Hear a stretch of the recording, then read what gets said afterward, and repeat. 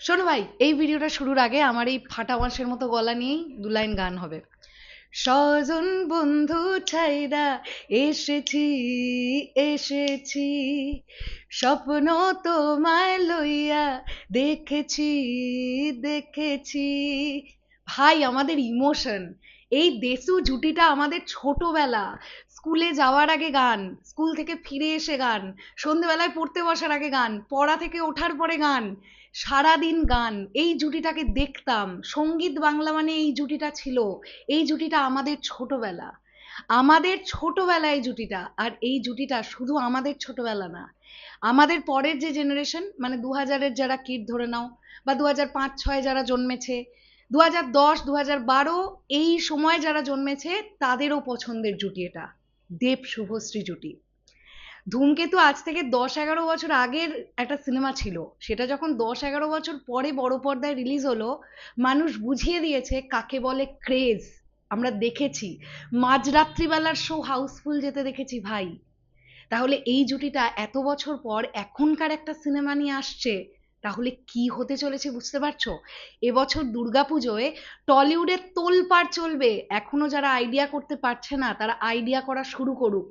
এই জুটিটা যখন ফিরবে না, এতগুলো বছর পর এখনকার একটা সিনেমা দিয়ে, তার উপরে আবার ডিরেক্টরের দায়িত্ব নিজে দেবদার উপরে, এই সিনেমাটা ভাই কি যে মাইলস্টোন ক্রিয়েট করবে, ভাবনা চিন্তার বাইরে। হ্যালো এভরিওয়ান, আমি পৌশালী। বাবারে বাবা, কত বড় ইন্ট্রোডাকশন দিয়ে ফেলেছি। তোমরা ইতিমধ্যে সবাই জেনেই গেছো আজকে দেশু 7-এর শুভ মহরত হয়ে গেছে। এবং আমি তোমাদেরকে বেশ কিছুদিন আগেই বলে দিয়েছিলাম যে জুন মাসের 2-3 তারিখ নাগাদ শুটিং শুরু হবে। আমি জাস্ট কয়েকদিন আগেই তোমাদেরকে আপডেট দিয়েছিলাম যে দেশু 7 টিমটাই আফ্রিকায় টনিক 2 এর রেকি করতে গেছে। তারা ব্যাক করে এলেই এই সেম টিমটাই দেশু 7-এ কাজ করবে। তো আমার আপডেটগুলো যারা পেয়েছো বা শুনেছিলে, তারা জানো আমি কিন্তু তোমাদেরকে ভুলভাল আপডেট দেবো না ভাই। আমি যখন অথেন্টিক আপডেট পাবো তখনই তোমাদের দেবো।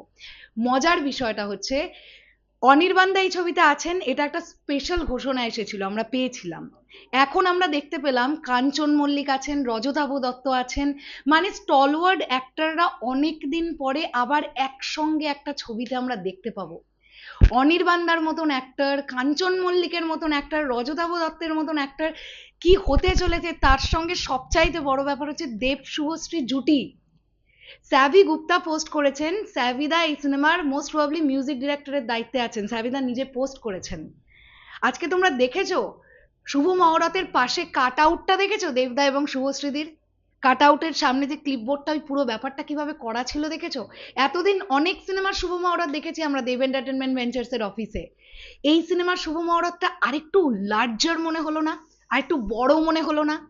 কারণ এই সিনেমাটা হতে যাচ্ছে আসলেই বড়। এবং আমি ডেফিনেটলি এটা আশা করছি, আমাদের নীলায়ন দাও আছে, আমি ডেফিনেটলি এটা এক্সপেক্ট করছি নীলায়ন চ্যাটার্জির মিউজিকও আমরা পাবো এই সিনেমায়।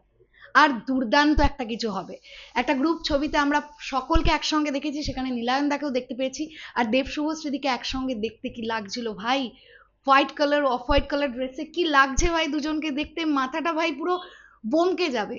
এই জুটিটা ফিরুক দুর্গাপুজোয়, জাস্ট দেখো কি হয়।